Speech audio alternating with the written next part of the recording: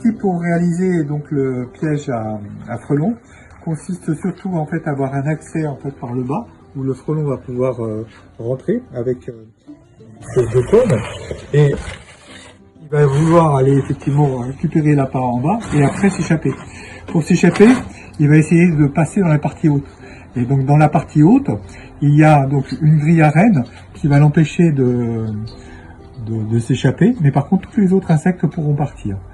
Voilà, c'est ce qu'on appelle donc le piège sélectif.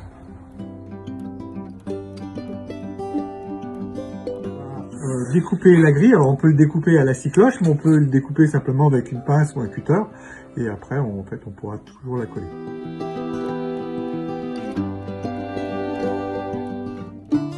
Là en fait on va prévoir le trou d'entrée. Il est fabriqué avec une bouteille d'eau minérale. On la positionne dans le trou déjà percé par avance. On va tourner la bouteille pour avoir le tracé approximatif pour pouvoir l'emboîter par la suite de façon qu'il ne tombe pas. Maintenant, on va percer le trou pour que tous les insectes puissent s'échapper à travers une grille à rennes. Donc on le perce un tout plus petit que la grille à rennes. Donc on va faire les collages pour la grille à rennes et le cône d'entrée qu'on aura donc préparé. Donc la grille à rennes, elle sera donc positionnée sur le trou. Donc le principe c'est d'utiliser un mastic colle.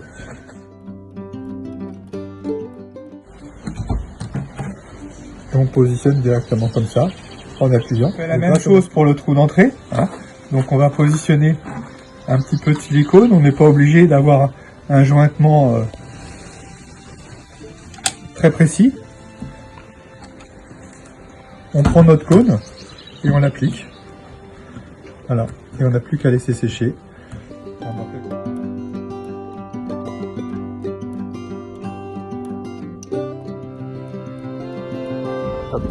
Donc pour placer le piège à frelons, vous pouvez soit directement l'accrocher en fait sous une broda, même si ça bouge un peu, c'est pas gravissime, ou vous pouvez le poser simplement sur un support, on va dire à quelques centimètres du sol, de façon que en fait les sols puissent rentrer dedans. Voilà. Alors évidemment, au départ, il ne faudra pas oublier de l'appâter.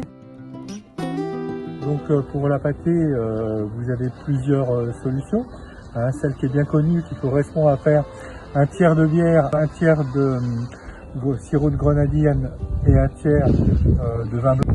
Sinon, le plus simple, c'est que vous faites un sirop à base de 50% de sucre, 50% d'eau, et au besoin, vous augmentez la petite dilution avec une ou deux cuillères de miel, et vous aurez en fait un très bon sirop. Point besoin de remplir le bidon, on va dire à 1 ou 2 cm, même pas à l'intérieur, c'est surtout l'odeur qui les attire. Dès que les premiers frelons sont rentrés, ils vont de toute façon avec leur phéromone appeler les autres. Donc même si vous avez plus de sirop, généralement ça fonctionne quand même.